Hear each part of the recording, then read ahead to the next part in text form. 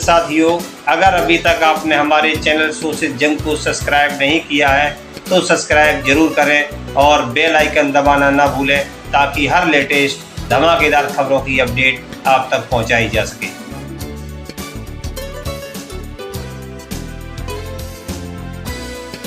देशभक्त कवि जगदम्बा प्रसाद हितैषी की कविता की यह चंद लाइनें जेहन में गूंज रही हैं। शहीदों की चिताओं पर लगेंगे हर बरस मेले, वतन पर मरने वालों का यही बाकी निशान होगा। लेकिन यहाँ पर मेले लगने की बजाय निशान मिटाए जा रहे हैं। उसी निशान को जिंदा रखने के लिए कुछ क्रांतिकारियों ने निकाली शहीद सम्मान रथ यात्रा। कभी वह दिन भी आएगा जब अपना राज देखेंगे, जब अपनी ही जमी होगी और अपना आसमां होगा। ऐसी आशा और उम्मीद लेकर हमेशा हमेशा के लिए भारत माँ की गोद में सो गए शहीद रामचंद्र विद्यार्थी की याद में निकाली गई रथ यात्रा। वही रामचंद्र विद्यार्थी जिन्होंने मात्र 14 वर्ष की उम्र में उत्तर प्रदेश के देवरिया में एक सभा का नेतृत्व करते हुए कलेक्ट्रेट में ब्रिटिश साम्राज्य का यूनियन जैक उतार फेंका था।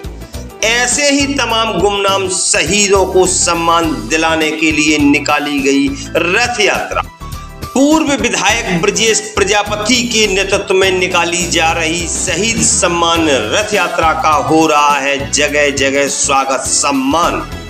5 नवंबर 2024 को शहीद रामचंद्र विद्यार्थी स्मारक देवरिया से शुरू की गई शहीद सम्मान रथ यात्रा उत्तर प्रदेश के सभी जनपदों का भ्रमण करते हुए 5 दिसंबर 2024 को पुनः देवरिया जिले में उसी स्थान पर पहुंचकर समाप्त होगी शहीद सम्मान रथ यात्रा। इसी कड़ी में बदायूं जिले में किया गया रथ यात्रा का जोरदार स्वागत सम्मान। डॉक्टर राकेश प्रजापति के नेतृत्व में किया गया शहीद सम्मान रथ यात्रा का स्वागत। देखिए शहीद सम्मान रथ यात्रा से जुड़ी शोषित जंग न्यूज की खास रिपोर्ट। जनपद देवरिया में अमर शहीद प्रजापति रामचंद्र विद्यार्थी जो 13 वर्ष 4 महीने की उम्र में देवरिया तहसील पर अंग्रेजों को झंडा उतार कर उन्होंने फेंका था और भारतीय तिरंगा उन्होंने वहाँ फहराया था और वहीं पर उनको अंग्रेज मजिस्ट्रेट द्वारा गोली मार करके शहीद कर दिया गया था। उनका वहाँ पर संग्रहालय और पार्क बना हुआ है जिस पर उत्तर प्रदेश की भाजपा सरकार घृणित जातिवादी मानसिकता होने के कारण वहाँ पर पर्यटन विभाग का ऑफिस बना रही है, जिसके विरोध में ये रथ यात्रा संचालित की गई है, जिसका कल जनपद बदायूं में आगमन हुआ है। क्योंकि जिस तरीके से तमाम वीर नौजवान साथियों ने अपना बलिदान देश की आज़ादी के लिए दिया है, उसी कड़ी में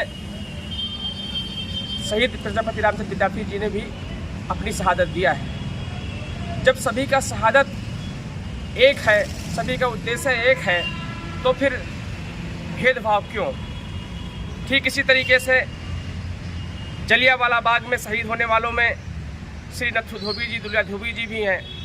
शहीद होने वाले में मंगल मोची जी भी हैं। शहीद होने वालों में बुद्धराम वाल्मीकि जी भी हैं, दुर्गादास जी भी हैं। जलियांवाला बाग में ही कम उम्र में शामिल उस घटना में जिन्होंने ये प्रण लिया था कि वो जनरल डायर को इसका बदला लेते हुए जनरल डायर को गोली मारेंगे, और जनरल डायर जब इंग्लैंड चले गए, वो बालक वहाँ इंग्लैंड गया और इंग्लैंड में कई सालों तक वहाँ पर चाय की दुकान में नौकरी किया और मौका पा करके इंग्लैंड की संसद में घुस करके उन्होंने जनरल डायर को वहाँ पर गोली मारी थी, और वो बालक कोई और नहीं उधम सिंह सैनी जी थे।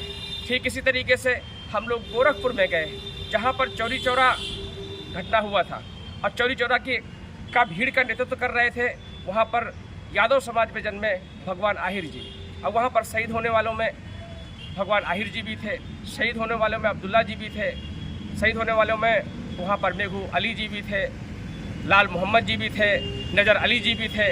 ठीक इसी तरीके से लखनऊ में वीरांगना उदा देवी पासी जी जिन्होंने 36 अंग्रेजों को गोली मारा था, उनका भी इतिहास दबा करके रखा गया है।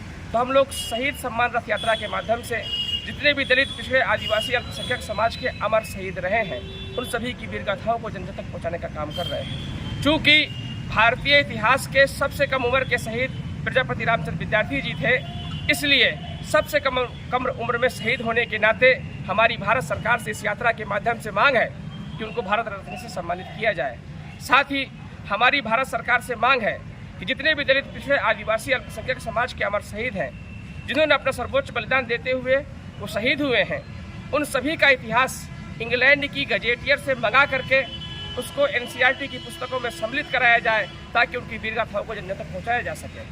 इसके साथ ही साथ जब से नरेंद्र मोदी देश के प्रधानमंत्री बने हैं, लगातार अपने चहेतों को लिटरल एंट्री के माध्यम से डायरेक्ट IAS IPS बना रहे हैं। जैसा भाजपा के पूर्व प्रदेश अध्यक्ष दिल्ली मनोज तिवारी जी के भाई को उन्होंने IAS बनाया लिटरल एंट्री के माध्यम से। इसी तरीके से लोकसभा के स्पीकर ओम बिरला जी की बेटी को भी उन्होंने लिटरल एंट्री के माध्यम से IAS बनाया है। हमारी नरेंद्र मोदी सरकार से मांग है कि जिस परिवार के सदस्यों ने अपना सर्वोच्च बलिदान देते हुए देश को आज़ाद कराया है और उन्हीं की आज़ादी की बदौलत नरेंद्र मोदी स्वयं प्रधानमंत्री बन पाया है, चाहे योगी जी मुख्यमंत्री हो, चाहे कोई अन्य व्यक्ति हो, उन्हीं की शहादत की बदौलत हो पाया है। तो ऐसे शहीदों के परिवार आज भी आम नागरिक की तरह जिंदगी जीने के लिए मजबूर है। हमारी मोदी सरकार से मांग है कि लिटरल एंट्री के माध्यम से सभी शहीद परिवारों के सदस्यों को भी IAS IPS बनाया जाए।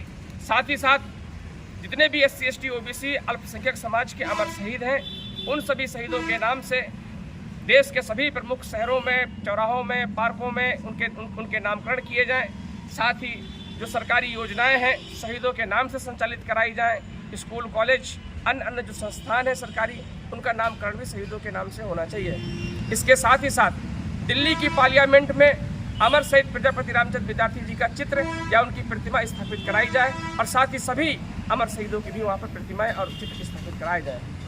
साथ ही जहाँ पर विद्यार्थी जी का जन्म हुआ है और जहाँ पर वो शहीद हुए हैं और जहाँ उनका अंतिम संस्कार हुआ है, इन तीनों जगहों का विशेष रूप से सरकार वहाँ पर विकास करे और उनकी स्मृति में उनकी यादगार में वहाँ पर उसका विकास किया जाए।